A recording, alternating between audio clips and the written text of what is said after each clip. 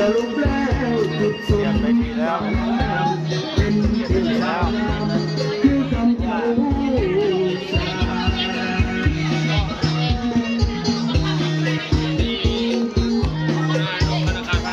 ไอ้โห่ถึงบอกเชิญมาหาเด้อ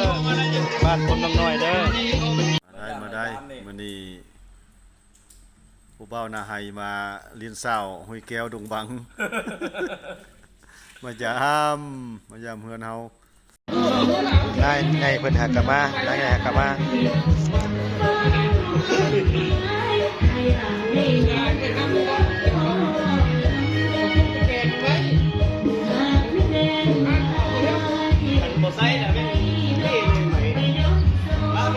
งั้นขอแน่น้อย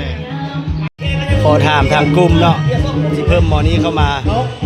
จะมีไผเห็นดีแล้วก็ยกโป้เข้ามาเด้อเห็นดีเอาเข้าบ่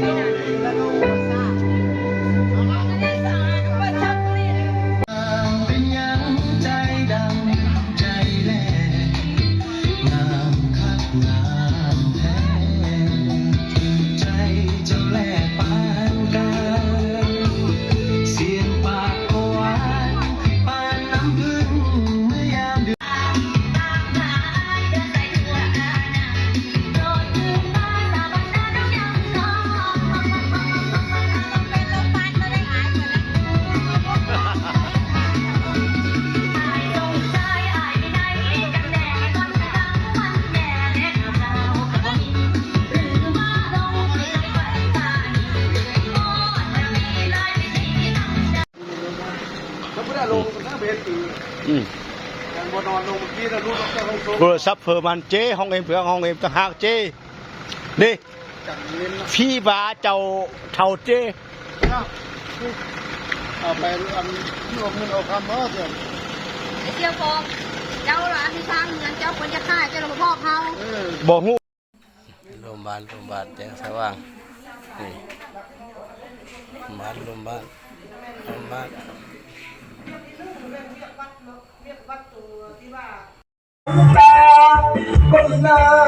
มาเด้อมาอยู่ไกลสละเวลามีเวลามาหาเด้อล่างโต๊ะไม่ตั้งไม่ของเดี๋ยวเลยจะพาบองเวงได้ละเจ้าบ่าวเจ้าสาวเก่าขึ้นสู่ตัวใหม่ตั้งใหม่คนใหม่ถ้าแวง10 ตีมาเด้อมือในบุบใหม่แล้วบุบ้านเลยเว็บมือเลยกินจนตาเลือกเว็บมือในบุบ้านไหวเที่ยแล้วก็เลิกมากินช่วยเนี่ยป่าโอ้ตอนแรกแม่เฮ็ดตอนซอยตลอดเนาะได้แล้วตัวตอนซอยมันจะกันได้เห็นคุยกันว่าหลายนี่ก็มันขอข้างหลังยังบ่ทันได้รับได้นอนเงินเอากับกว้างคือมึงใช่ไหมทีแรกกูสร้างให้เฮ็ดหมู่ผู้ฮักแพงเอาอยู่ที่เด้อผู้หญิงคนช่วงเรียนอยู่ปี 2ที่จะมาของบ่จิตมันจะได้ก้อนมันอยากลุงได้มันเจ็บท้องแล้วกินข้าวกินน้ำพี่ครับผมมีบ่มาก็ต้องได้มาเข้าห้างก็พอได้บ่มีขึ้นฮอดเฮาต้องได้มาบ่ต้องได้โทรเฮามาเลยเฮ็ดน้ำตกอย่างดีครับกูจะเฮ็ดหัวใหญ่กับหัวหน้าเพิ่นหัวหน้าง่ายอันยูทูบทุกอันนั้นปกติเลยวันเมาไปขวัญเมามันมืดเลยแต่10 โมงเห็นคุยกันว่าหลายนี่ก็มันขอข้างหลังยังบ่ทันได้รับได้นอนเงินเอากับกว้างคือมึงใช่ไหมทีแรกกูสร้างให้เฮ็ดหมู่ผู้ฮักแพงเอาอยู่ที่เด้อผู้หญิงคนช่วงเรียนอยู่ปี 2ลุงของบ่จิตมันจะได้ ลุงใหญ่เพิ่นนี่ที่แรกกินข้าวกินน้ำ พี่ครับผมมี บ่มาก็ต้องได้มาเพราะว่าหมู่ขึ้นฮอดเฮาต้องได้มาบ่ต้องได้โทรเฮามาเลย เห็นน้ำพกอยากดีครับคุณเห็นหัว อยู่กับหัวหน้าเพิ่นหัวหน้า มันง่าย อันอยู่ทุก